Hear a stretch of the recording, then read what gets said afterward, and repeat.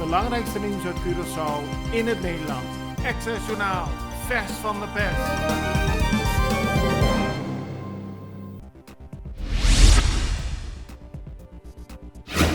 Het Nederlandse ministerie van Defensie gebruikt een beschermd natuurgebied op Curaçao als militair oefenterrein, terwijl daarvoor geen vergunningen zijn aangevraagd. Dat blijkt uit onderzoek van de journalistieke onderzoeksorganisatie Follow the Money. Het gaat om Wakawa, een voormalige plantage. Op een kale vlakte is in 2019 een militair oefendorp van zeecontainers gebouwd.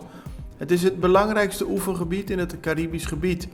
Volgens het Eilandelijk Ontwikkelingsplan Curaçao, het EOP, is Wakawa een conserveringsgebied. Er leven zeldzame en bedreigde diersoorten zoals zeeschildpadden, vogels en vleermuizen.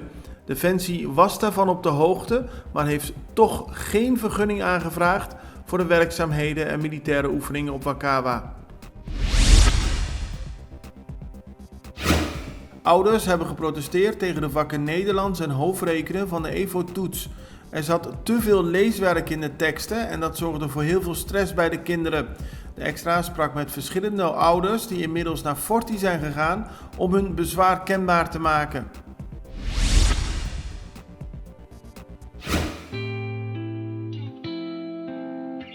Agua y corriente é essencial para nos vida diário.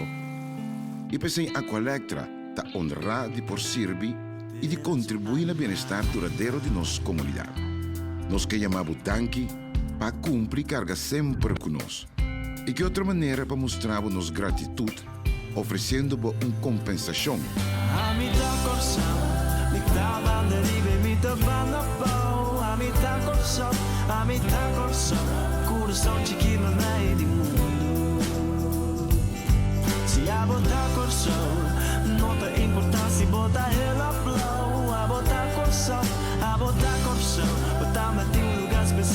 Vou conseguir registrar e aplicar tranquilo via aqualectra.com/dankinabo of chama 0800 0135.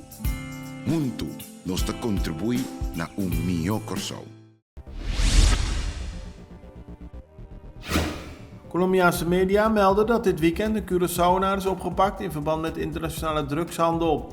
Het gaat om Anthony Deo Rampersaud Bagan, beter bekend als Tony. Hij is opgepakt in een gezamenlijke actie van de Colombiaanse politie in samenwerking met het leger en agenten van DEA, FBI en het Verenigd Koninkrijk.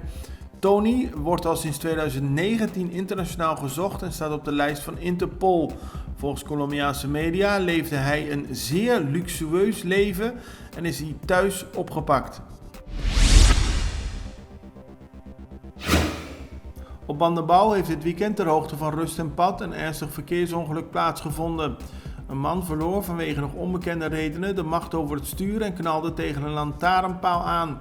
Dat gebeurde met een enorme snelheid, schrijft de Extra vandaag. De man moest uit de auto gehaald worden en is naar het CMC gebracht voor een spoedbehandeling. Good morning.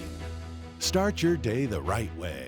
The Greenhouse Restaurant is now serving breakfast. Come and enjoy the refreshing and relaxing morning from our famous terrace. Serving the best omelet, fresh juice, hot coffee, and more. Try our new breakfast menu at the Greenhouse every morning from 7 to 11. Visit the Greenhouse Restaurant to give you the best service you deserve.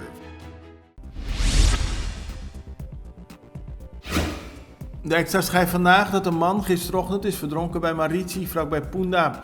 Zwemmers zagen de man op de bodem van het water liggen en hebben meteen de hulpdiensten ingeschakeld. Nadat de man uit het water werd gehaald, bleek hij niet meer te redden. Uit onderzoek van de politie blijkt dat de man 's ochtends was gaan zwemmen en om nog onbekende redenen in de problemen is geraakt. Hij zou volgens de Extra heel veel water binnen hebben gekregen. Nadat hij aan land was gebracht, bevestigde een dokter dat de man was overleden. Dit weekend is er door het multidisciplinaire team weer gecontroleerd. Er zijn 12 processen verbaal uitgedeeld. Er werd gecontroleerd in de omgeving van Punda, Baporquibra, Maripompoen, Pietermaai en in de Penstraat. Het gaat om zaken waarbij mensen aanwezig waren die geen mondkapje droegen of waarbij meer dan 4 mensen aan een tafel zaten. Ook zijn er boetes uitgedeeld aan bedrijven die zich niet aan de sluitingstijden hielden.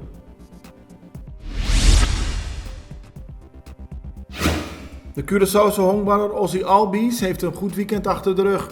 Hij scoorde maar liefst 3 home runs, dat meldt de Extra vandaag. Albies speelt sinds 2017 voor de Atlanta Braves en maakt nu een van zijn beste periodes voor dat team door. Het belangrijkste nieuws uit Curaçao in het Nederland. Extra Journaal, vers van de pers.